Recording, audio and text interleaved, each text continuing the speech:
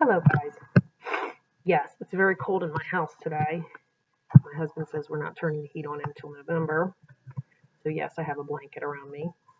And I'm going to continue with chapter 5 in Lincoln, how Abraham Lincoln ended slavery in America. And I'm doing this with permission from the publisher. It's funny, the first word in this part is publishers. Publishers quickly reissued the Cooper Union speech as a pamphlet, and it enjoyed even wider circulation. The speech made Lincoln an overnight success in the media capital of the nation and propelled him to his greatest national fame yet. Suddenly, Republicans throughout the North began speaking of him as a possible candidate for vice president, or even the highest office in the land, president. The country had found a brave new voice in the fight against the spread of slavery. While in New York, Lincoln did something else to improve his popularity with the public. He had provided the necessary words. Now he would provide the accompanying image as well.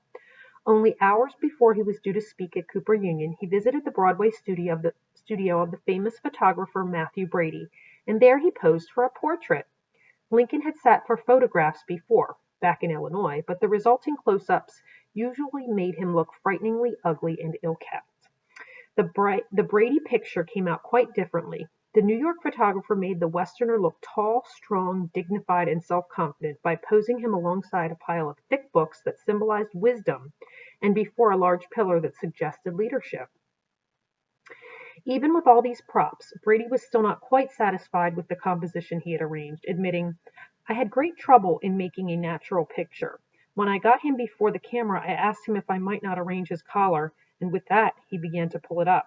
"Ah," said Lincoln to Brady, "I see you want to shorten my neck." "That's it exactly," came Brady's reply. And, as the photographer later recalled, the two men laughed. The result, however, was no laughing matter. With Lincoln's scrawny totem of a neck cleverly hidden, and his giant physique emphasized over his homely face, Brady's picture was a work of art and a huge commercial and political success. A few weeks later, when an admirer wrote to Lincoln asking for his latest photograph, Lincoln joked, "I think you can easily get one at New York. While I was there, I was taken to one of those places where they get up such things, and I suppose they got my shadow and can multiply copies indefinitely." Indeed, they could. At the time Brady created the portrait, photography was just coming into its own. For the first time, photographs could be reproduced in great quantities and not only exchanged among friends and family, but also sold in public. The so-called Cooper Union photo inspired prints, campaign buttons, even cartoons. Lincoln later admitted of his visit to New York, "Brady and the Cooper Union speech made me president." So did the speeches Lincoln made in the days that followed throughout New England, fulfilling invitations that quickly came his way after his success in the big city. For the most part, he used those occasions to repeat many of the thoughts he had expressed first at Cooper Union. Perhaps the most enjoyable part of Lincoln's trip came when he reached Exeter, New Hampshire, where his son Robert was enrolled at prep school. Robert had failed the entrance exams for Harvard College a few months earlier, and his parents sent him off to Exeter to take additional courses so he could take the test again. We do not know whether Robert really wanted to be schooled in the East, but his father seemed determined to give his son the kind of elite education he never had the opportunity to pursue himself. Like all teenagers, Robert was a bit embarrassed when his father came to town and met his school friends. When the elder Lincoln first appeared and sat down on the stage at the Exeter Town Hall on March 3rd, Robert's friend Marshall Snow took note of how awkward he looked, all hunched up and teased. "Isn't it too bad Bob's father is so homely? Don't you feel sorry for him?" But when Lincoln untangled his long legs, rose up on the platform, and began to speak, as Snow remembered, his uncouth appearance was absolutely forgotten by us boys. His face lighted up, and the man was changed. It seemed absolutely like another person speaking to us. There was absolutely no more pity for Bob. We were proud of his father. Tired out by his long speaking tour, Lincoln wrote home to Mary the next morning. "I have been unable to escape this toil. If I had foreseen it, I think I would not have come East at all." But surely Lincoln also realized that exactly 1 year later to the day, on March 4th, 1861, a new president would be inaugurated in Washington. After giving 11 widely praised speeches in 2 weeks, Lincoln for the first time had reason to believe that the man taking the oath of office in a year in the future, might be himself. He did not dare say so, even to his wife, but no doubt the exciting possibility was much on his mind as he headed back to Illinois.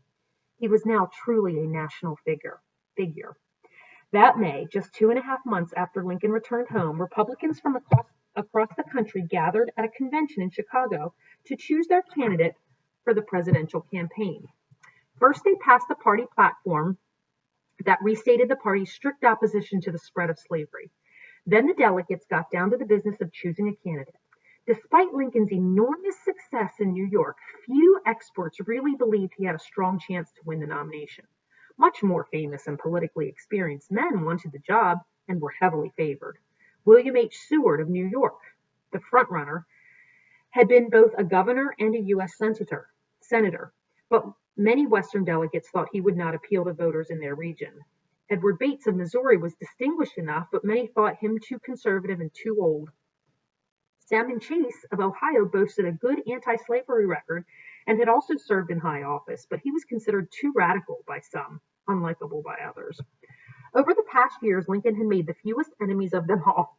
The fact that he was a Westerner made him especially appealing. It was believed he could win votes in the safely Republican Northeast, where he had just made such a strong first impression. And he could also compete against Democrats in Western swing states like Indiana and Illinois, without which the party could not hope to elect its candidate to the presidency. Moreover, Lincoln's position on slavery seemed best suited to win the widest support. He was against its spread, but against its immediate abolition too. He was liberal enough, but not too radical. Predictably, Seward led on the first round of balloting, but when he failed to win a majority on the second, his candidacy collapsed.